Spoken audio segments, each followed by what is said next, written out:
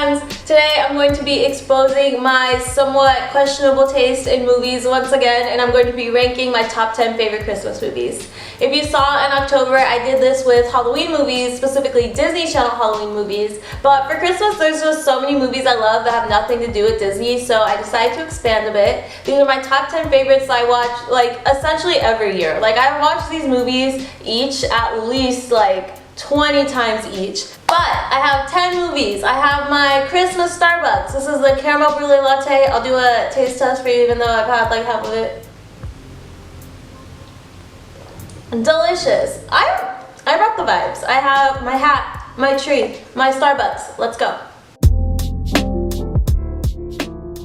Alright, starting with number 10. Coming in at number 10 is A Christmas Story. And I know my dad's watching this, and I know he is clutching his pearls as we speak, but it's on the list, and it's on the list because he makes me watch it every single year. It's on TBS 24 hours, like they literally only play A Christmas Story like over and over and over again for 24 hours. So I watch it at least once a year, if not like 2 or 3 times. But basically, if you haven't seen A Christmas Story, it is about this kid named Ralphie. He's like 12, I want to say, and Ralphie's telling the story of his childhood Christmas. So he's older and he's reflecting back on it, and he's talking about the year that he wanted a rifle for Christmas. But he tells his parents, he tells his teacher, he tells the Santa at the mall, and they all say the same thing, that he's gonna shoot his eye out. And every single time Ralphie is crushed, his dreams are crushed. And I don't know why a 12-year-old wanted a gun for Christmas. Like clearly this movie was not made recently. Like that would just be so problematic now. But it was made, I want to say, like the early 1980s. So it's definitely not like with the times in terms of being politically correct. But it's definitely full of characters. Like Ralphie himself is funny, his little brother's funny, his parents and his teacher, like it has really funny moments. Definitely recommend it, but it isn't like my favorite. Like I said, my dad is the one who forces us to watch it every single year multiple times. So it's coming in at number 10. It brings the nostalgia for me for sure and makes me feel very Christmassy. So he can't come for me. It's on the list. It is what it is. Let's go to number 9. Alright, coming in at number 9 is a movie that I don't think a lot of people have seen or even know it exists, but it was on a lot when I was a kid, so I've seen it so many times. It's Grandma Got Run Over by a Reindeer. I feel like a lot more people know the Christmas Carol by that name.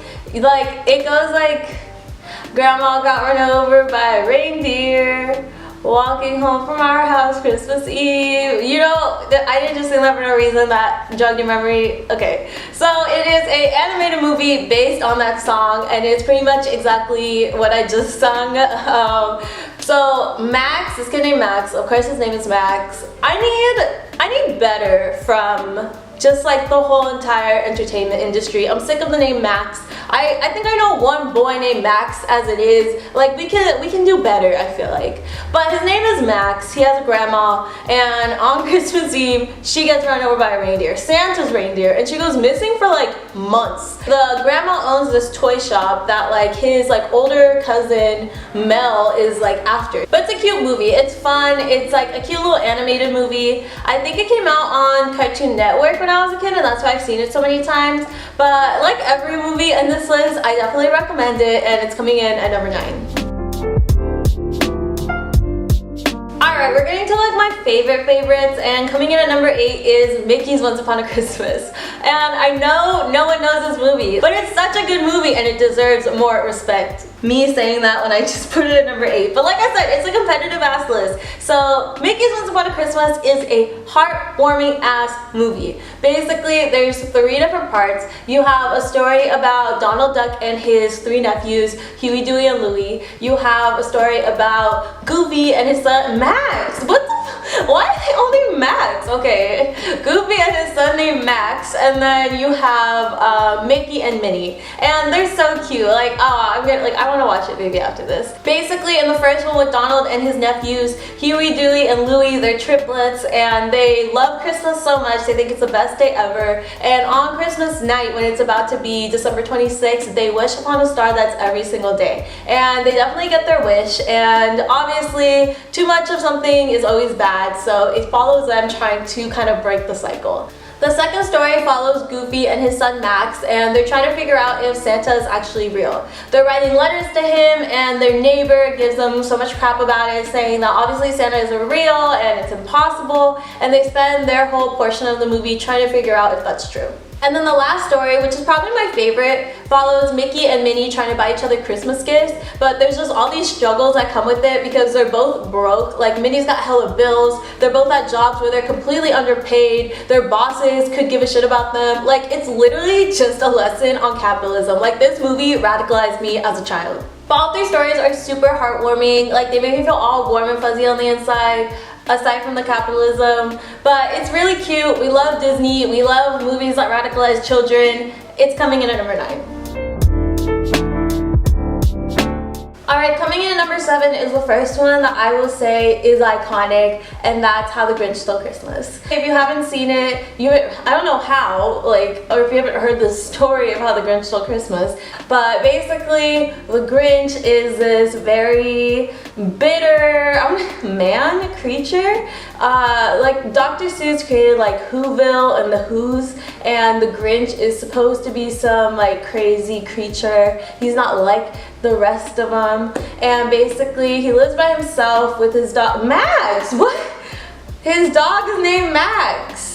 So he lives on his own with his dog Max and has a lot of resentment for the Who's and Whoville for how they treated him when he was a kid, and he decides as revenge that he's going to basically steal Christmas away from them, and it just follows that, hence How the Grinch Stole Christmas. But it's coming in at number 7. Obviously, I love that movie. Like, everyone loves that movie. I feel like it's so funny and just a really good live action adaptation. So I think it is really good. Like I said, it's a competitive ass list, and I really have no complaints about it. It's just not as good as the next 6 movies, so it's coming in at number 7. Alright, coming in at number 6, and I'm gonna say this like a million times in this video, it's a competitive list. I do love this movie, but coming in at number 6 is Elf. Elf is a movie that I compared to Mariah Carey's All I Want for Christmas. Like, it came late to the game, but became a classic. Like, they're just that good. Like, you will listen to All I Want for Christmas the same way you will listen to Rockin' Around the Christmas Tree. And they came out decades apart. And the same thing with Elf. Like, it came out like 2000, early 2000s, I want to say like 2002, 2003. And it quickly became a classic because it's just that good. If you've somehow avoided Elf all these years, it's about this elf named Buddy, and he realizes that he's actually a human. I don't know how he didn't realize it before because he is human sized and all the elves are like itty bitty, but he goes to find his father in New York City, and it's basically him trying to adapt to like the normal human world because all he's known growing up is the North Pole and being an elf. I just feel like Elf brought so much to the table. Like, I feel like it was a good original plot. It's obviously a classic now, and it's so funny. Like, they didn't have to go that hard. So coming in at number 6 is Elf. Alright, we're in the top 5 now, and these are probably the ones I had the most difficulty picking. Kind of just like trying to rank them. Like I've been saying this whole video. Difficult, very difficult. But coming in at number 5 is The Polar Express. If you haven't seen it, which once again, how? Basically, this unnamed kid, I'm pretty sure we never found out his name, he isn't sure if he believes in Santa, and he is growing up, it's harder to believe, and he is staying up on Christmas Eve when the Polar Express, this big ass train, just pulls up, tells him to hop on, and that they're going to the North Pole, and he decides to go. And the whole movie is following their trip to the North Pole. It's very eventful. There's hot chocolate, you know the scene I'm talking about if you watch this movie. And he eventually gets to the North Pole to see Santa get ready to take off to go deliver all his presents. I have special nostalgia for the Polar Express because I don't know if it had just come out that year or like somewhat recently, but when I was in the 2nd grade, my teacher threw us a Polar Express themed party, and we all came to school, and I went to like a Catholic school with uniforms, so we all came to school in our pajamas. It was a little treat, and then we got to class and she gave us these little fake Polar Express tickets that she hole punched. She gave us hot chocolate, she gave us little jingle bells, and we just spent the whole day watching the Polar Express and and coloring and chilling, and it was just such a good day, and it was so much fun. But for the nostalgia, for that one hot chocolate number, for all the memes that came from that know-it-all annoying ass kid that looked like his favorite song is Sicko Mode, the Polar Express is coming in at number 5. Next we have number 4, and coming in at number 4 is Home Alone 2. Doing my best not to spoil anything if you've never seen a Home Alone movie. Basically, this kid named Kevin is part of this big ass family, and on their way to their trip for Christmas in Miami, he gets on the wrong flight on accident and ends up going to New York all by himself. While most kids in this scenario would have cried, called their parents, freaked the fuck out, Kevin is low-key a psychopath, and he is living it up. He checks into the best hotel in New York, he gets a limousine, rides around all the tourist attractions, like he's having a great time, and literally nothing in him says, maybe I should tell my parents where I am. And then there are these two criminals that are trying to rob a toy store, and Kevin becomes privy to this knowledge and decides to take matters into his own hands and basically brutally beat the fuck out of these two criminals. Once again, a psychopath. He sets up this elaborate ass house of torture to get these criminals and get them to prison for trying to rob the toy store, because all the money is going to a children's hospital, and as Kevin puts it, you do not mess with kids on Christmas. It was really hard probably to come up with a sequel after the success of the first one, but I do feel like it does hold a candle to it, and that's mainly because of Christmas in New York. Like, it is so picturesque, and I feel like everyone after watching that movie wants to spend a holiday season in New York. But I love this movie. I watch it every year.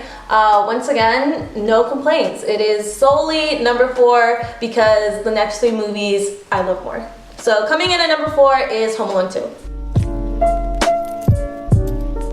Alright, we are in the top 3. So number 3 for me is A Charlie Brown Christmas. I love Charlie Brown, my family in general does. Like, we have the box holiday set that has like It's a Great Pumpkin Charlie Brown and a Charlie Brown Thanksgiving and a Charlie Brown Christmas. Like, we go for Charlie Brown. But A Charlie Brown Christmas is also just really good. Like, my personal nostalgia aside, it's a good movie. So basically, it's Christmas time and Charlie Brown just really isn't feeling it. He tells his friends that he feels like he should be happy and excited, but he's not, and he's feeling more depressed. And to kind of help him out, Lucy, his friend, bully, frenemy type person, decides to have him be the director of the Christmas play that they're all throwing. And you see Charlie Brown kind of try to figure out where he's going wrong in not feeling this festive spirit and excitement that everyone around him seems to be feeling. Growing up, I love this movie because I love Charlie Brown, and I think as I've gotten older, I've begun to kind of resonate a bit more with what Charlie Brown is experiencing, which sounds really sad, but I feel like as you get older, like, you experience real life problems, and those problems don't just stop because it's Christmas time. And I feel like, especially with 2020, like this year, there's a lot of people who aren't around family, aren't around friends, probably lost things or people, and probably aren't feeling really up to the Christmas kind of spirit, and that can be really discouraging to feel like you're supposed to feel a certain way and you're just not. I just think the emphasis that we place on Christmas, and honestly I've been guilty of this, like the romanticization of this time is kind of bad, and we don't really talk about feeling upset or feeling depressed during the holidays. It's just not really, like, that doesn't belong in a Hallmark movie, you know? I feel like it's the only Christmas movie I can think of that kind of touches on this topic of this pressure to feel happy during this time and the feeling that something is wrong with you if you don't. And I just really appreciate it for that. So coming in at number 3 is A Charlie Brown Christmas. That got so deep. Can you tell it's been a rough year? Alright, coming in at number 2, my second favorite Christmas movie is Love Actually. I'm not like a Christmas rom-com bitch. Like, I know I seem like I would be. Like, I am a rom-com bitch, but I'm just not a Christmas rom-com bitch. And I don't know why. Like, I don't know what the disconnect there is, because everything about my personality, I would expect to love those movies. But as you can tell from this list, like, this is like the only rom-com in the whole list. And something about Love Actually, I think because it's not just about romantic love. Like, there is that side of it, but it really does delve into all different types of relationships, whether that's familial or friendship or romantic. So it doesn't just focus on like one type of love. So if you haven't seen Love Actually, basically it follows like 30 different people. Like, it's one of those movies where there's so many different storylines and they're all kind of connected somehow, which I love those types of movies. Like Love Actually, New Year's Eve, Valentine's Day, like I go for those. Like, I love those. I actually have my laptop here because I want to briefly touch on the different plot lines and the different relationships that you see, so you can really know what I mean when I say this movie portrays a lot of different types of love. So first of all, we have a washed up rock star and his manager, and they're trying to revitalize his career. We have the Prime Minister. I don't know if I said this is all based in England. Yeah, this is all based in England. So the Prime Minister starts slowly falling for one of his aides.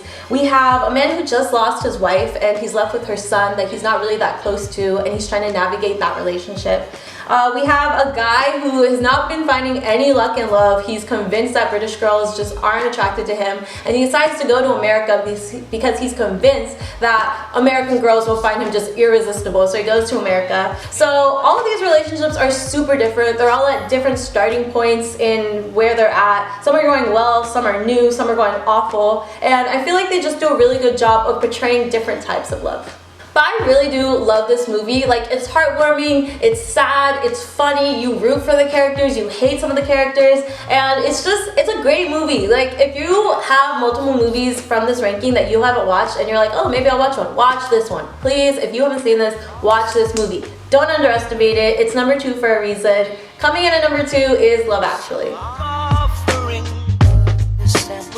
Alright, we made it to number 1, and I feel like it's very similar to my Halloween video where you knew it was coming, you knew it had to be on the list, and you know I hadn't said it yet, but my number 1 favorite Christmas movie is Home Alone. Home Alone is the best Christmas movie. Like, it's just a fact. Like, there's no debating it. Don't at me. Whatever movie you thought I was gonna say when you clicked on this video, you were wrong, and that's just it. If you haven't seen Home Alone, basically we are following Kevin McAllister, who I talked about in Home Alone 2. It's the same cast, and he's still part of this big-ass family, and he and his family are going on a vacation to Paris for Christmas. But through a bunch of stuff that if you saw it, you know, and if you didn't see it, you'll see, he gets left home alone, which is obviously why the movie's called Home Alone. From what I said about Home Alone 2, you can definitely infer that Kevin does not freak out at all. He is chilling. He's having a great time being at home by himself, and everything's all good until these 2 guys decide that they're going to rob Kevin's house because they think his whole family is gone on vacation. And because Kevin is a literal psychopath, I'm not exaggerating when I say this, like, he has to be a psychopath. He decides to stop them from robbing his house, and just like the second one, but he did this first, he sets up all these torturous ass traps to stop them from robbing his house. But this movie is just wildly entertaining. I feel like it is such a classic. It's a lot of people's favorite, I think, and it's better than Home Alone 2. And I love Home Alone 2, but the first one I feel like just has, it's like the nostalgia. It's just a classic, and it's just so feel good, and you feel very Christmassy every single time you watch it. My only thing is, this family abandoned their child twice, and no one called Child Protective Services. Not, like, who is letting this child stay with this family? Like, that is white privilege. Overall though, Home Alone is just the ultimate Christmas classic for me. I watched it so many times with my family. We all love it, and it's just that movie that I never get sick of. So I really can't think of any other movie that would be number 1 for me. It's the best. It's my favorite. Coming in at number 1 is Home Alone. That's gonna be it for today's video, guys. I hope you enjoyed. I really like these types of videos. I feel like it's so fun to just sit down and talk about my favorite movies. They are a pain in the ass when it comes to editing because I have to edit with all those different clips, but they're really fun. I really enjoy them. Also, let me know what your favorite Christmas movie is. Let me know what you thought of my opinions. Let me know if you were to rank these movies, what you would do. Definitely leave a comment. I'm really interested to see what you guys say. But if you're not subscribed yet, definitely go ahead and do that. You can head to my channel to watch some more videos, and I hope you're all having a great day. Talk to you in my next video. Bye!